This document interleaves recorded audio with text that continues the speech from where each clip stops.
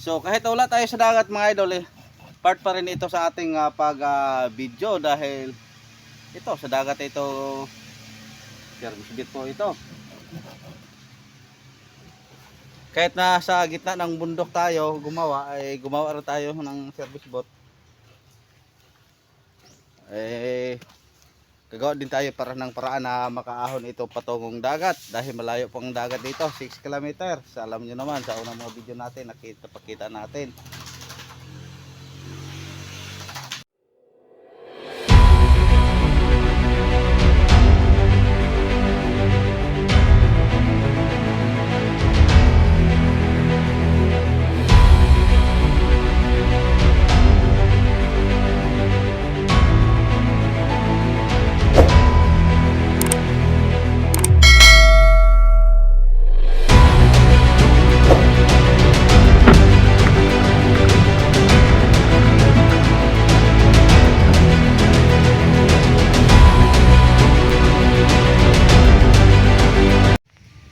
At ito na mga idol, ito po ang materyales, mga kahoy sa ating gagawing service boat. Dalawang service boat po ang ipagawa.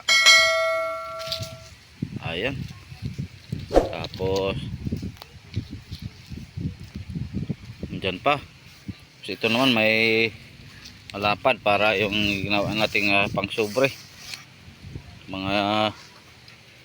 At mayroon pa doon mga idol, binilad ko sa init dahil basa pa. Silaw pa ang kahoy. Tapos ito ang ating gagawing ang tawag sa inyo, gusok sa amin. Pag ganyan, tindig natin. So dito naman dalawang dimidya na Santa Clara.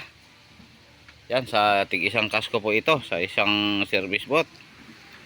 Tapos ito may linisan na tapos natin pliniran yung dalawa. At ando naman mayroong marin naman dito na 1/4 6 na piraso po siguro ito o 7.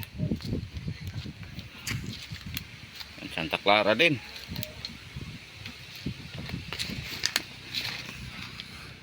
Yun, 1, 2, 3, 4, 7. 7 ay siguro malaki-laki pong gagawin nating service boat mga idol. Malaki sa una. Ito na po ang materialis. Tag 2 kilong 1.5 na pako. Ayun tanso ayun 1.5 tapos 1. Ayun. May pintura pa. Hindi pa tayo kailangan ng pintura mga idol. Siguro na lang yan pagpadala dito. Tapos isang galon na epoxy Pioneer all purpose. Ito po. Itong ating gagamitin mga idol para lalong mas matibay. Medyo matataas nga lang ang presyo nito kaysa ibang brand na ating ginagamit. Itong pinakamahal na epoxy kaysa marami namang brand yan, Cord o Island. Pero yung Island mga idol matibay din yun. Kaso lang madali matuyo. Ito normal lang. At all purpose ito mas mahal itong mga idol sa yung isang klaseng Marine Pioneer din ang branch. So, ito pa may dos tayo, kailangan tayo ng dos mga idol ng pako dahil yung mga dinugtungan natin dos ang ating ilalagay para pwede nating anuhin. Tapos ito na ating mga kayamanan. Nahasa na po ito. Yung sander na lang po ang kulang natin. Kung kailangan ng bara mga idol may bara pa tayo dito. Ayun. Dito tayo gagawa sa bundok mga idol. Siguro magtaka kayo kung paano natin ito ibaba. Saka lang natin problemahin kung matapos po ito. Yan, ito pa lang aking kubo. Ito ang aking lugar. Ayun, maliit lang po ang bahay ko. Kaya nagpasakaling ako mga idol na kumita sa ating vlog. Sa tulong nyo mga idol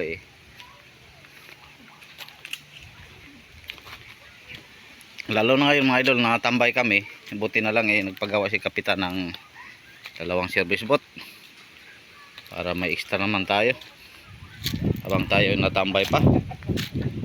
So dito pa lang sinabi ko kanina, dahil basa pa, binilad ko sa init. Malapit lang din sa hawi ang aking bahay mga idol, oh. Kalsada. Ayan. Kaya kung ipalabas na natin ang, pero ang dagat mga idol layo. Yan, tiklipin natin. Ayun, nasa bundok kasi tayo mga idol.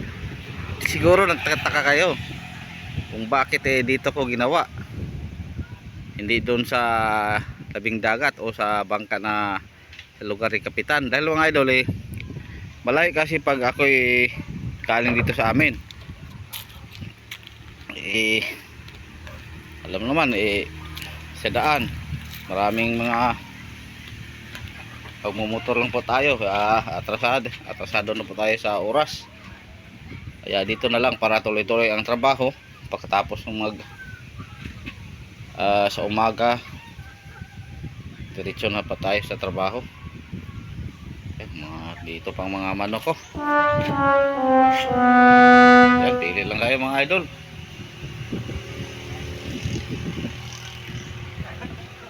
Nakita ko naman ito sa inyo mga idol, yung dati, yung mga video natin, yung paligid ng bahay ko dito sa bundok. Akin po ito mga idol, nabili ko 1.3 hektar po ito. Linagyan ko ng kubo. Dito na ako, bininta ko na yung bahay ko sa Kumbulo, doon sa malapit sa kay kapitan. Ayun mga idol, ipapakita lang natin, i-update lang natin pag makasimula po ako. Pliniran ko muna lahat yung mga kahoy. Update lang tayo dahil matagal pa po ito. Siguro bukas pa ako magsimula nito, dahil wala nang sabi ko, linisan ko muna yung kahoy lahat bago ako magsimula. So natapos na po natin yung pag-planer natin ng mga kahoy mga idol. At ito na, nagsimula na po tayo sa paggawa ng service boat. Naglagyan ko na po ng dingding. Tapos may model pa yung mga bibi ko. Ayan, good morning, shout out na. Good morning. Good morning. Good morning mga idol. Good morning, my idol. Shout out. Shout out. Yan, ito na po. Nalagyan na natin. Tapos dito tayo magdugtong ng tinatawag naming pamalong, yung patungong taas mga idol. Tapos ang dingding po natin mga idol, yung dating ginawa natin 16 16 pulgadas. Ngayon 20 na. Medyo pinhabaan po natin ang dingding. Pinalakihan po natin ating service boat dahil ito po ang request nila. Ngayon lang ako nakagawa ng ganitong medyo malaki-laking service boat mga idol. 20 ang ating dingding, tapos may sobre na gis.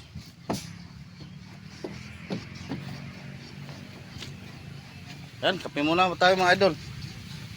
So wala nang tinapay, ubos. Dahil dito tayo sa bundok, malayo tayo sa Bikire.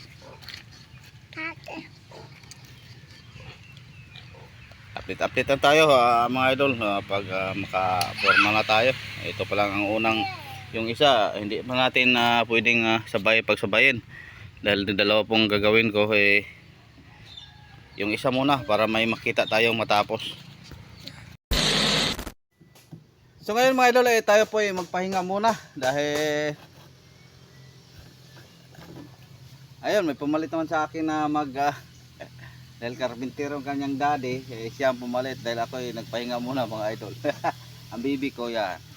Yan, dandahan oh. Uy, nako ang kamay. Oh.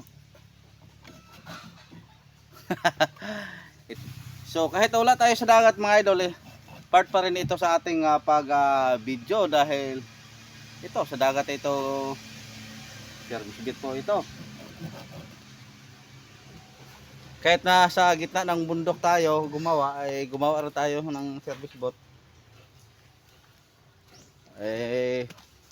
Gagawa din tayo ng paraan na makaahon ito patungong dagat dahil malayo pang dagat dito, 6 km. Alam nyo naman sa unang mga video natin pakita natin.